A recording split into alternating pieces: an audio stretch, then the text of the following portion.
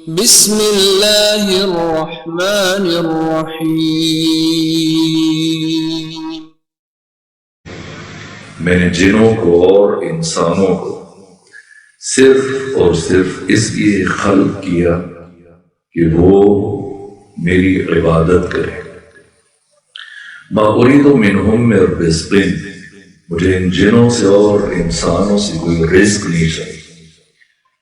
وما اريد ان يطعمون، اور نہیں میں اللہ یہ چاہتا ہوں کہ یہ جن اور انسان مل کر مجھے کھانا کھلائے، جیسے مشرکین اور کفار اپنے بتوں کے سامنے حلوے بنا کے لے جاتے تھے، کھانے بنا کے لے جاتے تھے۔ نہ، ان اللہ هو الرزاق ذو القوة المتین، اللہ خود رزق دینے والا ہے، اللہ صاحب قوت ہے، اللہ صاحب استحقاق ہے۔ قرآن مجید میں جن موضوعات کو سب سے زیادہ بیان کیا گیا ان میں سے ایک تخلیق انسان۔ ویسے تو قرآن مجید کا کوئی خاص موضوع نہیں ہے، لیکن علوم قرآن کے ماہرین اور مفسرین قرآن نے گفتگو کی کہ اگر کوئی شخص چاہے کہ کسی چیز کو قرآن کا موضوع قرار دے تو وہ ایک موضوع قرار پا سکتا ہے، اور وہ ہے انسان۔ سب سے زیادہ جو گفتگو کی ہے پروردگار نے قرآن میں وہ انسان سے متعلق، اس کا آغاز، اس کا انجام، اس کی ماہیت، اس کی حقیقت، اس کے عناصر، اس کی زندگی کے باقی ابعاد اور ڈائمینشنز اور جہاد۔ جس طرح سے قرآن نے بیان کیا، کسی دنیا کے بڑے سے بڑے دانشور نے جو انسان پر قلم اٹھایا وہ خود حیران پریشان سرگردان وقت نہیں ہے۔ جس طرح سے سر فرانسس جنگ ہزبن ہے، ولیم جیمز ہے، ہیگل ہے، کانٹ، ڈیکارٹ، بڑے بڑے فلسفی انسان کی شناخت کے حوالے سے ہمیں گفتگو کی ہے۔ افلاطون، ارسطو، فارابی، مسلمان فلسفی ابن سینا سب نے بیان کیا۔ یہاں تک کہ اس عصر میں چند سال پہلے ہارٹنگٹن، امریکہ کا وہ مایاناز فلسفی جس نے امریکہ کو نیو ورلڈ آرڈر کا نظریہ دیا پہلی دفعہ، اور یہ کہا کہ پچھلی صدی انگریزوں کی، حالیہ صدی امریکہ کی، اور آئندہ صدی جو میں دیکھ رہا ہوں وہ اسلام کی ہے۔ اور اگر امریکہ یہ چاہتا ہے کہ آئندہ بھی اقوام عالم کا مستقبل اس کے ہاتھوں میں رہے تو اسے یہ کام کرنے پڑیں گے۔ ایک منشور دیا، نظم نوین جہانی، نیو ورلڈ آرڈر۔ یہ ہارٹنگٹن، امریکہ کا مایاناز فلسفی، اس نے اپنی زندگی میں 3 کتابیں لکھی، اور سب سے زیادہ جو اس کی کتاب کو شہرت ملی وہ کتاب ہے دی میننگز آف لائف،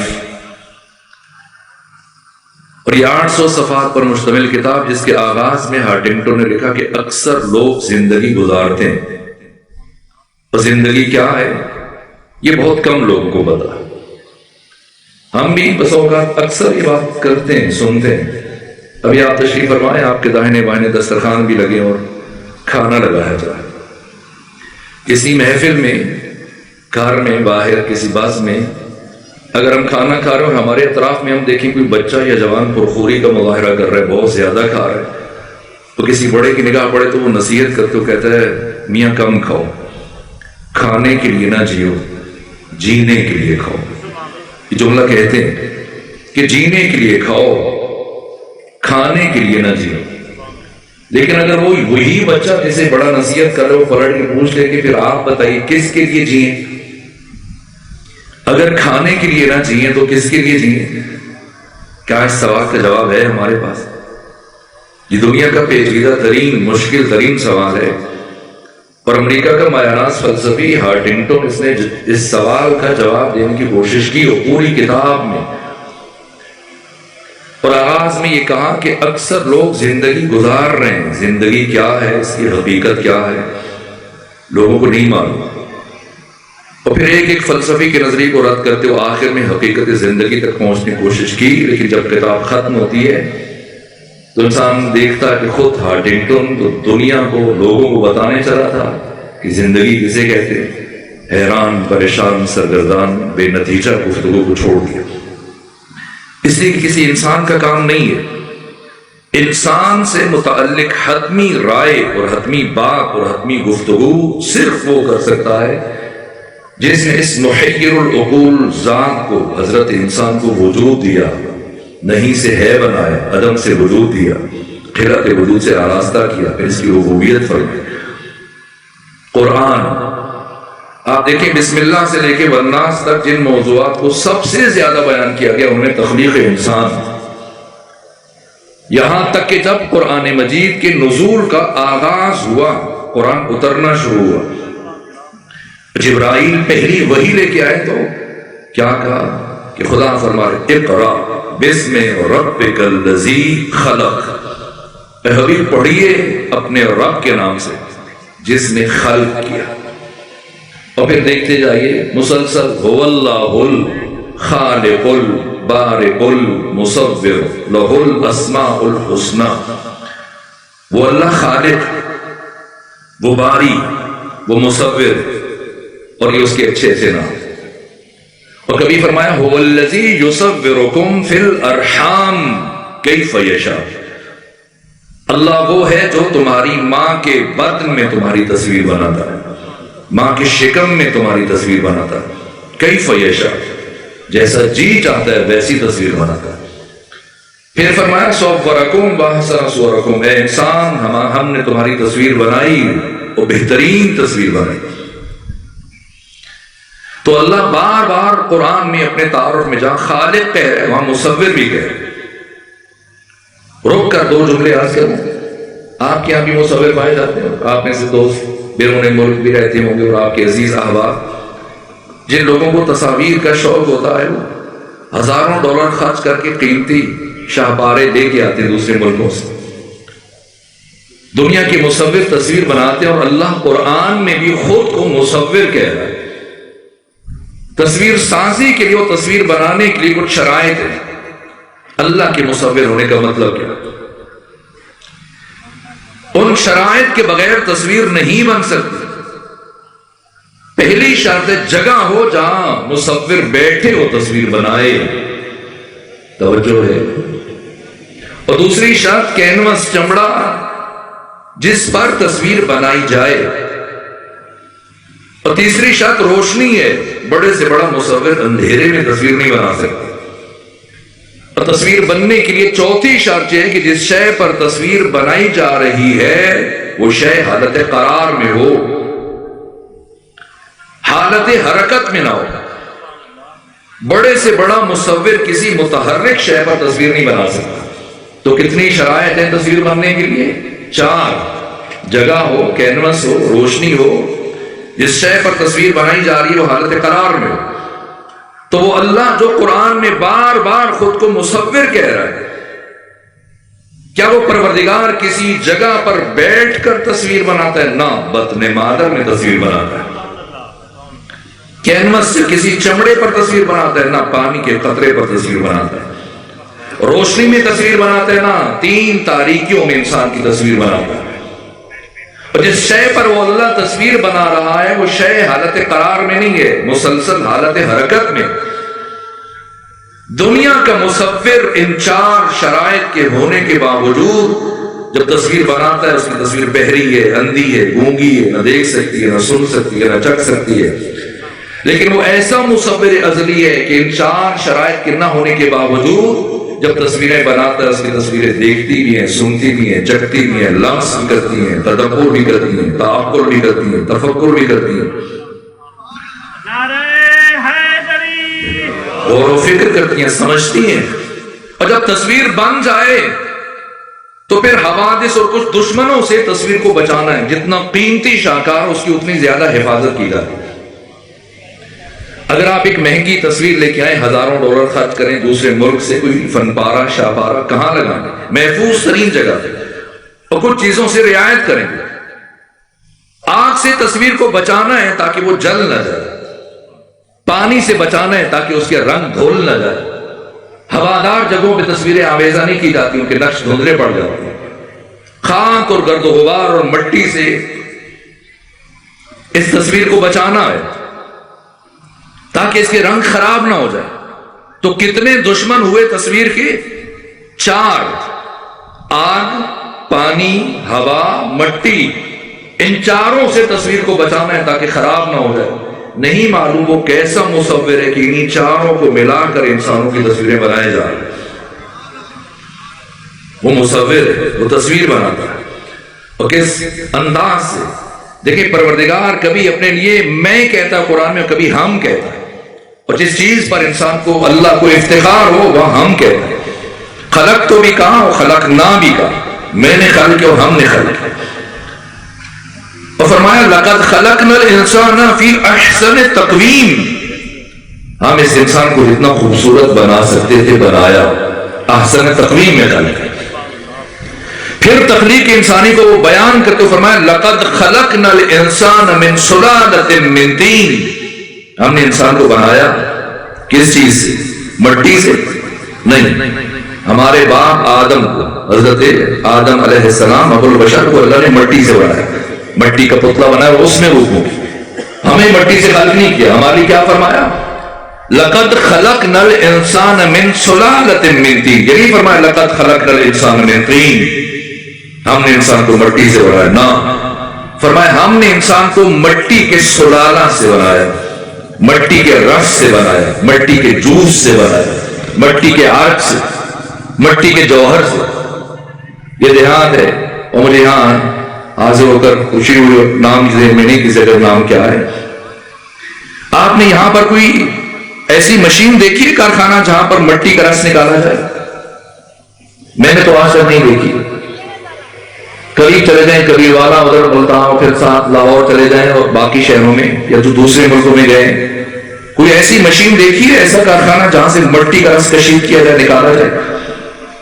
لیکن پروردگار قرآن میں فرماتا ہے کہ ہم نے انسان کو مٹی کے سلالہ سے بنایا، مٹی کے رس سے، مٹی کے جوس سے، مٹی کے عرق سے. پروردگار وہ مشینیں اور کارخانے کہاں ہیں جن سے مٹی کا رس کشید کیا جاتا ہے، نکالا جاتا ہے؟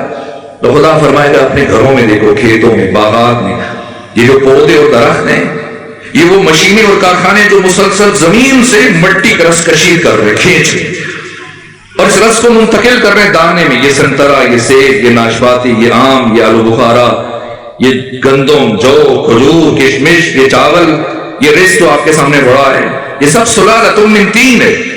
یہ مٹی کا رس ہے، مٹی کا نچوڑ ہے جسے یہ پودا اور درخت کھینچتا ہے زمین سے اور منتقل کرتا ہے اس دانے میں. یہ قرآن بیان کر رہا ہے. پھر اس دانے کو سلالۃ من طین کو انسان کھاتا ہے. جب کھاتا ہے تو خون بنتا ہے. سورہ واقعہ، خون سے نطفہ، نطفہ سے علقہ، علقہ سے مضغہ، مضغہ سے عظام، ہڈیاں. پھر پروردگار فرماتا ہے فَكَسَوْنَا الْعِظَامَ لَحْمًا. ہم نے ان ہڈیوں پر گوشت چڑھا دیا. اور 4 مہینے 10 دن میں انسان کا ڈھانچہ سر سے لے کے پاؤں تک اس کی ماں کے بطن میں تیار ہو جاتا ہے، مکمل ہو جاتا ہے. اور جیسے ہی مکان تیار ہوتا ہے اللہ پھر مکین کو بھیجتا ہے، کسے؟ روح کو. اور جیسے روح کو بھیجتا ہے تو خود کو مبارکباد پیش کرتا ہے. فَتَبَارَكَ اللَّهُ أَحْسَنُ الْخَالِقِينَ. مبارکباد کا مستحق ہے وہ اللہ جس نے اتنی بہترین مخلوق کو خلق کیا. لیکن قرآن میں تکرار نہیں ہے. ایسے جیسے شاعر ایک خیال کو بیان کرنے کے لیے 10 لفظ لے کے آتے ہیں، 20 لفظ لے کے آتے ہیں، اسی تخیل کو بیان کرنے کے لیے بار بار مترادف کلمات کا استعمال کرتے ہیں. علوم قرآن کے ماہرین کا اجماع ہے کہ قرآن میں تکرار نہیں. اگر دوسرا لفظ استعمال ہو رہا ہے تو پروردگار ایک اور حقیقت کی طرف بشر کو متوجہ کرتے ہیں. یہ جو خدا نے فرمایا کہ هو اللہ الخالق البارئ المصور، کوئی نہ سمجھے کہ یہ شاعر کا کلام ہے. تو جب خالق کہہ دیا تو باری کیوں کا، اور باری کہہ دیا تو مصور کیوں کا؟ اب باری کا مفہوم عرض کرنے کا وقت نہیں ہے. مصور کہہ کے پروردگار ذہن بشر کو اس نقطے کی طرف متوجہ کر رہا ہے کہ میں نے، یہ جملہ روح ہے، قرآن ہے، باقی گفتگو بھول جائیں. بچے اور جوان اس جملے کو اپنے لوہے دل پر نقش کر، زندگی ساز ہے یہ جملہ. اور سینکڑوں قرآنی آیات کا مستفاد ہے وہ نتیجہ، اور وہ یہ کہ ہم انسان پیدا نہیں ہوئے بلکہ ہم انسان بننے کے لیے پیدا ہوئے. یہ فرق ہے ہم میں اور محمد و آل محمد میں کہ اللہ نے ہمیں اس کائنات میں انسان بننے کے لیے بھیجا اور انہیں انسان بنانے کے لیے بھیجا ہے. اس لیے امیر المومنین علی ابن ابی طالب علیہ السلام نہج البلاغہ میں فرماتے ہیں کہ اللہ نے انسانوں پر جو سب سے بڑا احسان فرمایا وہ اپنے حبیب محمد مصطفیٰ کو ہادی اور امام بنا کر نبی بنا کر روانہ کیا. پیغمبر اسلام معلم بشریت جو ہمیں بستیوں سے اٹھا کر بلندی تک لے جانے کے لیے ہمیں حقیقی معنی میں انسان بنانے کے لیے لازم ہے. بس چند اور لمحے آپ کو زحمت ہے. یہ مجلس ترحیم ہے اور یہ پیغام انسان بننے کے لیے سنت مصطفیٰ اور سیرت مصطفیٰ اور کردار مصطفیٰ کے علاوہ ہمارے پاس کوئی راستہ نہیں. قرآن بھی کردار مصطفیٰ کی وضاحت ہے، تحریر ہے. ورنہ ہدایت بشر کے لیے قرآن کافی تھا، ذات مصطفیٰ کافی تھی. سنت مصطفیٰ، سیرت مصطفیٰ، آپ کا کردار، آپ کی زندگی، زندگانی. میں نے جب غور کیا کہ پروردگار نے قرآن حکیم کو کیوں نازل کیا جب ذات مصطفیٰ کافی، تو یہی سمجھا کہ پروردگار نے قرآن صرف اس لیے اتارا، ورنہ کردار مصطفیٰ اور سیرت و سنت مصطفیٰ ہدایت اور سعادت بشر کی کافی. اللہ نے قرآن اس لیے اتارا کہ اگر کبھی یہ بشر، یہ انسان ناقص علم کا حامل فرد یہ لکھنے کے لیے بیٹھ گیا میرے مصطفیٰ کی زندگی اور زندگانی اور سیرت اور صورت، تو انسان ہے، علم نہیں رکھتا، غلطی کرے گا، اشتباہ کرے گا، قدم قدم پر ٹھوکرے کھائے گا، جانتا نہیں ہے میرے مصطفیٰ کا مقام کیا ہے، ان کی حقیقت کیا ہے، ان کی ماہیت کیا ہے. اس لیے میں اس بشر کے حوالے نہیں کروں گا کہ وہ آئے اور بتائے کہ میرا مصطفیٰ کیسا تھا، بلکہ میں قرآن کی صورت میں خود اپنے مصطفیٰ کی زندگی کو لکھ کر بشر کے حوالے کر رہا ہوں. اگر جاننا چاہتے ہو کہ میرے محمد کیسے تھے تو قرآن مجید کا مطالعہ ہے. میں کہنا یہ چاہ رہا ہوں کہ دو چیزیں نہیں ہیں، ایک چیز ہے، اس کے نسخے دو ہیں. علم خدا جب لفظوں میں ڈھلا تو قرآن بن گیا، اور جب پیکر میں ڈھلا تو محمد مصطفیٰ بن گئے. اگر قرآن انسانوں میں آ جائے تو نام محمد مصطفیٰ ہو جائے گا، اگر محمد مصطفیٰ کتابوں میں چلے جائیں تو نام قرآن ہو جائے گا. ہم بھی قرآن کی تلاوت کرتے ہیں. تصور کیجیے جب آقا ختمی مرتبہ قرآن کی تلاوت کرتے ہوں کیا کیفیت ہوگی. مرحوم افسر عباس زیدی نے کہا، اور میں اس میں تھوڑا سا تغیر کرنا ہوں، کہ رخ ان کا مقابل کی طرف بڑھتا تھا. جب پیغمبر قرآن کھولتے تو رخ ان کا مقابل کی طرف بڑھتا تھا اور جوش عقیدت کا اسے چڑھتا تھا. اور جب سامنے آتا تھا نبی کے قرآن معلوم نہیں کون کسے پڑھتا تھا. وجود مبارک ختمی مرتبہ آپ کی سنت و سیرت و حیات و کردار یہ نظام ہے کمال انسانی کا. پستیوں سے اٹھ کے انسان حقیقی معنی میں انسان بن سکتا ہے. جو وقت ختم ہو رہا تھا 2 سے 3 جملے آج کرتے ہیں. اس انسانیت کے سفر میں سب سے پہلی چیز علم ہے، معرفت ہے، جس کے بغیر ممکن نہیں کہ یہ انسانیت کا سفر طے ہو سکے. اس لیے ختمی مرتبہ نے اپنی حیات طیبہ میں سب سے زیادہ زور علم اور معرفت کے حصول پر دیا. مسجد میں داخل ہوئے اور دیکھا ایک گروہ نمازیں پڑھ رہا ہے، تسبیح پڑھ رہا ہے، دعا مناجات مصروف ہے، اور دوسرا گروہ دائرہ بنا کر علمی گفتگو اور بحث میں مصروف. دونوں کو دیکھا، تبسم فرمایا. سنی شیعہ کتاب یہ روایت میں نے دیکھی. مسکرائے اور فرمایا دونوں خیر پر ہیں، دونوں اچھے عمل میں مصروف ہیں، لیکن میں پہلے گروہ میں نہیں بیٹھوں گا بلکہ دوسرے گروہ میں بیٹھوں گا. کیوں؟ اس لیے کہ مجھے لوگوں کو عالم بنانے کے لیے بھیجا گیا، لوگوں کو باشعور بنانے کے لیے بھیجا گیا. پیغمبر اسلام ہمیں باشعور دیکھنا چاہتے ہیں. دوسری بات، ذات ختمی مرتبت ہمیں عاقل دیکھنا چاہتے ہیں، صرف عالم نہیں. اور یہ پیغمبر کی عجیب حدیث ہے جسے ابن حجر اسقلانی امام اہل سنت ہے، انہوں نے شرح صحیح بخاری فتح الباری میں تحریر کی. پہلے تشیع قیامی حدیث میں نے دیکھی کہ پیغمبر فرماتے ہیں خدا نہ کرے کسی انسان کا علم اس کی عقل سے زیادہ ہو جائے. ایسا انسان سوسائٹی میں، معاشرے میں، سماج میں دوسروں کے لیے پرابلمز کریٹر بن جاتا ہے، مسائل پیدا کرتا ہے. مدرسے میں گیا، علم سیکھ لیا، اور صرف نحو منطق بیان حکمت فقہ اصول، لیکن تدبر نہیں اور فکر نہیں، دوسروں کی پریشانیاں رہتا ہے. اس لیے قرآن زیادہ پڑھنا معیار نہیں ہے، قرآن زیادہ پڑھا جائے لیکن سمجھا نہ جائے اس کی حیثیت اور ہے، اور تھوڑا پڑھا جائے لیکن سمجھا جائے اس کی حیثیت اور ہے۔ ورنہ آقا فرماتے کہ رب قارئ القرآن یقرأ القرآن والقرآن یلعنہ، بعض قاری قرآن کی تلاوت کرتے ہیں، قرآن پلٹ کر ان پر لعنت کرتا ہے کہ تدبر کیوں نہیں کرتے، غور و فکر کیوں نہیں کرتے۔ ایک پارا پڑھا جائے لیکن تدبر نہ کیا جائے اس کا کوئی فائدہ نہیں۔ ایک آیت پڑھی جائے آنکھیں کھول کر اس میں غور و فکر کیا جائے اس کا اثر کیا ہوگا۔ یہ پیغمبر اسلام نے فرمایا۔ ایک جوان آپ کے کردار سے متاثر ہوا اور دین کی ابتدائی تعلیم سیکھی اور پیغمبر کے پاس آیا کہ میں دین کے عالی ترین معارف کو سمجھنا چاہتا ہوں، لیکن مدینے کے آخری ایام تھے، آخری سال تھے، پیغمبر کے پاس اتنا وقت نہیں ہوتا تھا، لوگ تیزی سے مسلمان ہو رہے تھے۔ تو پیغمبر ایسے نو مسلم افراد کو سینئر صحابہ کرام کے سپورٹ کرتے تھے، اور اس جوان کو حضرت عبداللہ ابن مسعود کے سپورٹ کیا کہ آپ انہیں قرآن سکھائیں۔ اور 3 دن کے بعد عبداللہ سے ملاقات ہوئی، پیغمبر نے پوچھا عبداللہ بتاؤ تمہارا نیا شاگرد کیسا جا رہا ہے؟ آج کے یا رسول اللہ وہ تو چھوڑ کے چلا گیا۔ فرمایا وہ تو بڑے جوش سے آیا تھا، شوق سے، پھر کیوں چلا گیا؟ کیا ہوا؟ کہ پہلے دن جب میرے پاس آیا تو میں نے سوچا کہ اسے کیا پڑھوں، تو جتنا قرآن نازل ہو چکا تھا میں نے اس میں سے ایک آیت منتخب کی، فَمَن يَعْمَلْ مِثْقَالَ ذَرَّةٍ خَيْرًا يَرَهُ، جو انسان اپنی زندگی میں ذرہ برابر اچھائی کرے گا اس کا اثر زندگی میں دیکھے گا۔ وَمَن يَعْمَلْ مِثْقَالَ ذَرَّةٍ شَرًّا يَرَهُ، کوئی برائی کرے گا اور توبہ میں کامیاب نہیں ہوا، متوجہ نہیں ہوا، تو اس کا نتیجہ اپنی زندگی میں دیکھ کے جائے گا، آخرت بعد کی بات ہے۔ کہیے میں نے اسے پڑھائی آیت اور سمجھایا جو آپ سے سنا تھا، وہ پڑھ کے چلا گیا۔ جب دوسرے دن آیا تو میں نے کہا پچھلا سبق سناؤ تاکہ آگے پڑھاؤں، اس کا پچھلا سن لے لیکن میں نے آگے نہیں پڑھنا۔ میں نے پوچھا کیوں آگے نہیں پڑھنا؟